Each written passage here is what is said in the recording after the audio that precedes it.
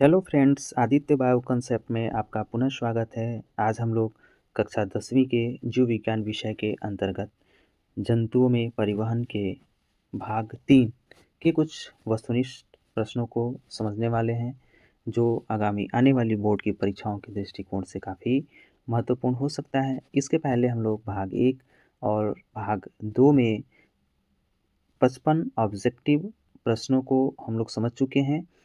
आज का हमारा 56वां जो प्रश्न है वह ये है कि रक्त में कौन सा प्रोटीन ऑक्सीजन को बांधता है। तो एल्बुमिन है, फाइब्रोजेन है, ग्लोबुलिन है, हीमोग्लोबिन है। इसका सही आंसर जो है हमारा हो जाएगा हीमोग्लोबिन, है ना। देखिए, हीमोग्लोबिन की उपस्थिति के कारण ही हमारा जो ब्लड है देखने में कैसा प्रतीत होता है, रेड प्रतीत होता है। हमारे ब्लड में हीमोग्लोबिन नाम का एक पिगमेंट होता है या एक प्रोटीन होता है, जिसकी उपस्थिति के कारण हमारे ब्लड का जो कलर होता है वो कैसा होता है, रेड होता है। देखिए, ये कई बार आपके बोर्ड के एग्जाम में ये क्वेश्चन पूछे गए हैं कि ब्लड का रंग लाल होता है क्यों, तो आप बताएंगे कि हीमोग्लोबिन की उपस्थिति के कारण। क्लियर। अगला प्रश्न है कि रक्त में कौन सी कोशिका O2 को शरीर के विभिन्न भागों तक पहुंचाती है। हमारे रक्त में 3 तरह की कोशिकाएं होती हैं, मेनली आरबीसी है, डब्ल्यूबीसी है और प्लेटलेट्स है। ये तीनों जो कोशिकाएं होती हैं, इन तीनों कोशिकाओं में से कौन सी कोशिका है जो ऑक्सीजन को शरीर के विभिन्न भागों में पहुंचाने का कार्य करती है। तो इसमें सबसे ज़्यादा जो भूमिका होती है हमारे आरबीसी की होती है, यानी कि आरबीसी का पूरा नाम जो है ना, आरबीसी का पूरा नाम रेड ब्लड सेल्स होता है और इसे हम लोग एरिथ्रोसाइट्स के नाम से भी जानते हैं। तो याद रखेंगे, हमारे शरीर के विभिन्न कोशिकाओं में ऑक्सीजन को पहुंचाने का कार्य हमारा आरबीसी करता है, यानी कि रेड ब्लड सेल्स करते हैं, है ना। अगला प्रश्न है कि रक्त में कौन सी कोशिका रोगों से लड़ने में मदद करती है। तो रोगों से लड़ने में हमारी रक्त में जो पाई जाने वाली जो कोशिका है वो डब्ल्यूबीसी है, और ये डब्ल्यूबीसी कोशिका जो है वो रोगों से लड़ने में क्या करती है, मदद करती है। देखिए, डब्ल्यूबीसी का पूरा नाम वाइट ब्लड सेल्स होता है ना, वाइट ब्लड सेल होता है, जिन्हें हम लोग ल्यूकोसाइट्स के नाम से भी जानते हैं, है ना। जब हमारे शरीर में डब्ल्यूबीसी की संख्या कम होती है तो हमारे शरीर में संक्रमण का जो चांस होता है, जो खतरा होता है, वो क्या होता है, बढ़ जाता है ना। अगला प्रश्न है, रक्त को जमने में रक्त की कौन सी कोशिका मदद करती है। तो इसका सही आंसर है हमारा प्लेटलेट्स हो जाएगा, जिसको हम लोग हिंदी में पट्टिकाड़ू के नाम से भी जानते हैं। यानी कि शरीर का कोई हिस्सा अगर कट जाता है तो वहाँ से ब्लीडिंग होने लगती है, रक्त बाहर निकलने लगते हैं। तो हमारे शरीर से ज़्यादा मात्रा में ब्लड बाहर ना निकले, वहाँ पे रक्त का थक्का बनाना आवश्यक हो जाता है, ताकि जो ब्लड शरीर से बाहर निकल रहा है वह रुक जाए। इसके लिए हमारे शरीर में प्लेटलेट्स होते हैं जो रक्त का क्या करते हैं, थक्का बनाते हैं, और रक्त का थक्का बना करके ब्लड को बहने से क्या करते हैं, बचाते हैं। तो ब्लड को जमने या थक्का बनाने में हमारे रक्त की जो प्लेटलेट्स होती हैं, कोशिकाएं जो होती हैं, वो ज़्यादा मदद करती हैं। और रक्त को जमने में विटामिन के क्या करता है, मदद करता है। देखिए, विटामिन के जो होता है वो रक्त का थक्का बनाने में काफ़ी महत्वपूर्ण भूमिका निभाता है ना। तो याद रखेंगे, रक्त का थक्का बनाने में प्लेटलेट्स मदद करते हैं, और रक्त को जमने में अगर हम विटामिन की बात करें तो उसमें विटामिन के हमारे लिए क्या हो जाता है, काफ़ी आवश्यक हो जाता है ना। शरीर में रक्त का निर्माण कहाँ होता है। देखिए, हमारे शरीर में ब्लड का फॉर्मेशन कहाँ होता है, ब्लड कहाँ बनता है। तो इसका सही आंसर हो जाएगा अस्थि मज्जा हो जाएगा। इसको इंग्लिश में हम लोग बोन मैरो के नाम से जानते हैं। यानी कि अस्थि मज्जा में ब्लड का क्या होता है, निर्माण होता है। ब्रीक में नहीं होता है, हृदय में नहीं होता है। देखिए, नोट में है कि भ्रूणीय विकास के दौरान, यानी कि जब बच्चे का विकास माँ के गर्भ में हो रहा होता है, उस समय बच्चों के अंदर जो ब्लड बनते हैं, उस ब्लड का निर्माण जो होता है वो यकृत में होता है, लिवर में होता है। लिवर के साथ साथ प्लीहा भी होता है, स्प्लीन भी होता है। वहाँ पे ब्लड का क्या होता है, फॉर्मेशन होता है। कब? जब बच्चे का डेवलपमेंट माँ के गर्भ में हो रहा होता है तब, है ना। अब देखिए, शरीर में रक्त के निर्माण की जो प्रक्रिया होती है, इसको हम लोग हेमेटोपोइसिस कहते हैं। यानी कि हमारे शरीर में जो प्रक्रिया होती है, जिस प्रक्रिया के द्वारा ब्लड का निर्माण होता है, फॉर्मेशन होता है, उस प्रक्रिया को हम लोग हेमेटोपोइसिस के नाम से जानते हैं, है ना। अगला प्रश्न है कि आरबीसी का जीवन काल कितने दिनों का होता है। यानी कि आरबीसी, जैसे आज हम जो खाना खाए हैं, तो इस भोजन से जो ब्लड का फॉर्मेशन होगा, जो ब्लड बनेगा, वो 120 दिनों तक हमारे ब्लड वेसल्स में क्या करेगा, ये पदार्थों के परिवहन में मदद करेगा। और ये 120 दिनों के बाद ये कोशिकाएं जो होती हैं, है ना, आरबीसी जो है ये डेड हो जाती हैं और ये शरीर से यूरिन के द्वारा शरीर से क्या होती हैं, ये बाहर निकल जाती हैं।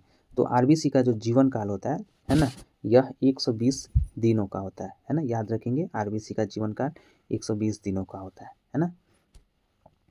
अगला प्रश्न है कि निम्नलिखित में से किसे रक्त कणिकाओं का कब्रगाह कहा जाता है ना, यानी कि कब्रगाह किसको कहा जाता है, रक्त कणिकाओं का कब्रगाह जो है हम स्प्लीन को बोलते हैं, प्लीहा को बोलते हैं, है ना।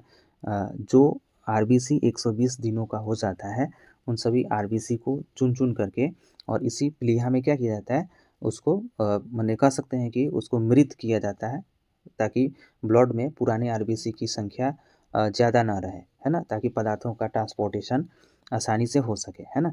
तो ये एस्प्लीन को हम लोग रक्त कणिकाओं का क्या बोलते हैं, कब्रगाह बोलते हैं। और साथ ही साथ एस्प्लीन को हम लोग ब्लड बैंक के नाम से भी जानते हैं। एस्प्लीन जो है रक्त का भंडारण भी करता है और यह रक्त से पुरानी और क्षतिग्रस्त जो ब्लड सेल्स होते हैं इनको हटाता है ना। याद रखेंगे, एस्प्लीन को ब्लड बैंक भी कहा जाता है और इसको रक्त कणिकाओं का कब्रगाह भी कहा जाता है ना। अगला प्रश्न है कि आरबीसी कोशिका में नहीं पाया जाता है। आरबीसी कोशिका में क्या नहीं पाया जाता है? तो आरबीसी की जो कोशिका होती है, आपको पता है कि जितनी भी सारी कोशिकाएं होती हैं, उन कोशिकाओं में क्या होते हैं, ये केंद्रक न्यूक्लियस पाए जाते हैं, है ना। लेकिन आरबीसी एक कोशिका है जिसमें केंद्रक जो है नहीं पाए जाते हैं, माइटोकॉन्ड्रिया भी नहीं होता है और राइबोसोम्स भी नहीं होते, यानी कि इनमें से इसका सही आंसर हो जाएगा इनमें से सभी। मानव के जो परिपक्व आरबीसी हैं, याद रखेंगे, परिपक्व आरबीसी, मैच्योर जो आरबीसी हैं, उनमें केंद्रक, माइटोकॉन्ड्रिया और राइबोसोम्स जो होते हैं नहीं पाए जाते हैं, याद रखेंगे। तो आरबीसी में केंद्रक, माइटोकॉन्ड्रिया, राइबोसोम्स जो होते हैं नहीं पाए जाते हैं, मैच्योर आरबीसी में, परिपक्व आरबीसी में। क्लियर। अगला प्रश्न है कि शरीर में आरबीसी के निर्माण के लिए कौन सा तत्व आवश्यक होता है। हमारे शरीर में जो आरबीसी का फॉर्मेशन होता है हिमेटोपोइसिस की प्रक्रिया के फलस्वरूप, उसके लिए हमें इन चारों में से सबसे ज़रूरी क्या है, सबसे ज़रूरी जो है वो हमारा आयरन हो जाता है। और ये आयरन जो है वो ज़्यादा मात्रा में पालक हो गया, मसूर दाल हो गया, किशमिश हो गया, खुबानी हो गया आदि पादप उत्पादों में ये ज़्यादा मात्रा में क्या होते हैं, आयरन पाए जाते हैं। और आयरन इसलिए ज़रूरी हो जाते हैं कि आयरन के उपस्थिति से या आयरन की सहायता से ही आरबीसी का क्या होता है, निर्माण होता है। अगर बॉडी में आयरन की मात्रा अगर कम हो जा रही है तो फिर आरबीसी का निर्माण जो है, नई नई आरबीसी कोशिकाओं का निर्माण नहीं होगा और उस व्यक्ति के शरीर में खून की कमी हो जाएगी, जिसे हम लोग एनीमिया कहते हैं, है ना। अगला प्रश्न है कि रक्त का कौन सा अवयव रक्तस्राव को रोकने में मदद करता है। तो देखिए, रक्त का ये आरबीसी है, डब्ल्यूबीसी है, प्लेटिलेट्स है, इनमें से कोई नहीं। तो इसका सही आंसर है हमारा प्लेटिलेट्स। इसके ठीक पहले हम लोग इस क्वेश्चन पे चर्चा कर चुके थे कि रक्त का थक्का बनाने में रक्त की कौन कोशिकाएं जो होती हैं वो सहायक होती हैं। तो ये हमारी प्लेटिलेट्स है ना। तो ये रक्तस्राव को रोकने में ये प्लेटिलेट्स जो कोशिकाएं होती हैं ये मदद करती हैं। तो इसका सही आंसर ग हो जाएगा, प्लेटिलेट्स हो जाएगा। अगला प्रश्न है कि निम्नलिखित में से किसके आरबीसी में केंद्रक नहीं पाया जाता है। केंद्रक नहीं पाया जाता है आरबीसी में। अभी जस्ट ऊपर हम लोग पढ़े थे कि जैसे मैं जो परिपक्व जो आरबीसी हैं, परिपक्व आरबीसी में केंद्रक, माइटोकॉन्ड्रिया, ये राइबोसोम्स होते हैं नहीं पाए जाते हैं। तो ये मानव, इसका सही आंसर हो जाएगा कि मानव के आरबीसी में केंद्रक जो होते हैं नहीं पाए जाते हैं। देखिए, मेढक की आरबीसी में केंद्रक होते हैं, जितने भी सारे रेप्टाइल्स होते हैं, सरीसृप होते हैं, उनकी आरबीसी में भी केंद्रक पाए जाते हैं। जितनी भी सारी पक्षियाँ होती हैं उनके शरीर में जो आरबीसी होता है उस आरबीसी में जो है केंद्रक पाए जाते हैं। इसका सही आंसर हो जाएगा मानव, यानी कि मानव के आरबीसी में केंद्रक जो होते हैं वो नहीं पाए जाते। अगला प्रश्न है कि हमारे शरीर की सबसे पतली थिनेस्ट रक्त वाहिकाएं क्या कहलाती हैं, है ना। ब्लड वेसल्स होते हैं, थिनेस्ट ब्लड वेसल्स क्या कहलाते हैं। धमनी नहीं होगा, सिरा भी नहीं होगा, ये केशिकाएं कैपिलरीज होती हैं जो काफ़ी पतली होती हैं। अब ये कैपिलरीज करती क्या है, अब देखिए, ये धमनियाँ जो होती हैं वो ब्लड को हृदय से लेकर के शरीर के विभिन्न भागों में पहुंचाती हैं। ये जो सिराएं होती हैं, सिराओं का काम क्या है कि शरीर के विभिन्न भागों से ब्लड को ले करके और हृदय में पहुंचाना होता है। लेकिन ये जो केशिकाएं होती हैं, केशिकाओं का काम क्या है कि यह रक्त यानी कि ब्लड तथा ऊतकों के बीच रक्त तथा ऊतकों के बीच ये पोषक तत्वों, गैसों के आदान प्रदान आदि कार्यों को करने में क्या करती हैं, ये मदद करती हैं, है ना। अगला प्रश्न है कि किस प्रकार की रक्त वाहिकाओं में कपाट लगे होते हैं। किस प्रकार की रक्त वाहिकाओं, जैसे रक्त वाहिकाएं 3 प्रकार की होती हैं हमारे शरीर में। एक को हम लोग आर्टरीज बोलते हैं, दूसरे को वेन्स बोलते हैं और तीसरे को कैपिलरीज कहा जाता है। तो ये 3 प्रकार की रक्त वाहिकाएं हमारे शरीर में पाई जाती हैं और क्वेश्चन पूछा जा रहा है कि इन तीनों प्रकार की रक्त वाहिकाओं में किसमें जो है कपाट या वाल्व जो होते हैं वो पाए जाते हैं। तो इसका सही आंसर हो जाएगा हमारा शिराओं में, यानी कि जितने भी सारे हमारे शरीर में वेन्स होते हैं उन वेन्स में जगह जगह क्या होते हैं, वाल्व्स लगे होते हैं, कपाट लगे होते हैं जो ब्लड को, जैसे मान लीजिए कि पैर से हमारे दोनों पैर से क्या हो रहा है, ब्लड जो है हृदय की तरफ आ रहा है, तो हो सकता है कि ये गुरुत्वाकर्षण बल के कारण ये जो है वो नीचे की तरफ आ जाए, फिर ऊपर मान ले यहाँ तक आया है ना, यहाँ तक आया और ग्रेविटेशनल फोर्स के कारण ये फिर नीचे चला आया, है ना। तो इस तरह से ब्लड को हृदय तक जाने में काफ़ी समय लग सकता है ना। इसलिए इसमें जगह जगह क्या होते हैं, हमारे ये पैर जैसे है इसमें जगह जगह क्या होते हैं, इस तरह से वाल्व लगे होते हैं और ये वाल्व क्या करते हैं कि ये बैकवर्ड फ्लो को, ब्लड के बैकवर्ड फ्लो को क्या करते हैं, बैक फ्लो को ये क्या करते हैं, प्रिवेंट करने का कार्य करते हैं। तो किस प्रकार की रक्त वाहिकाओं में कपाट लगे होते हैं, तो शिराओं में कपाट लगे होते हैं। देखिएगा यह रक्त को केवल एक ही दिशा में, है ना, एक ही डायरेक्शन में, कहाँ, तो शरीर से के विभिन्न भागों से हृदय की ओर, है ना, जो ब्लड आता है उसको हम लोग उसमें वो शिराओं के माध्यम से आता है और इन शिराओं में वाल्व्स लगे होते हैं जो क्या करते हैं, रक्त को वापस पीछे बहने से क्या करते हैं, ये रोकने का कार्य करते हैं। तो याद रखेंगे शिरा, हमारे शरीर में जो शिराएँ होती हैं उन शिराओं में वाल्व्स लगे होते हैं और ये वाल्व्स क्या करते हैं कि एक ही दिशा में ब्लड को बहने योग्य बनाते हैं, यानी कि हृदय की ओर। ये पुनः वापस रक्त को वापस पीछे बहने से क्या करते हैं, ये वाल्व्स रोकने का कार्य करते हैं। अगला प्रश्न है कि हृदय की धड़कन को नियंत्रित करने के लिए किन खनिजों की महत्वपूर्ण भूमिका होती है। देखिए हृदय की जो धड़कन होती है उसको नियंत्रित करने के लिए पोटेशियम की भी आवश्यकता होती है, सोडियम की भी आवश्यकता पड़ती है और कैल्शियम की भी क्या होती है, आवश्यकता पड़ती है। इन तीनों खनिजों की आवश्यकता पड़ती है, तो इसका सही आंसर हो जाएगा हमारा इनमें से सभी, है ना। अगला प्रश्न है, हमारे रक्त वाहिनियों में रुधिर को जमने से रोकने का कार्य कौन करता है।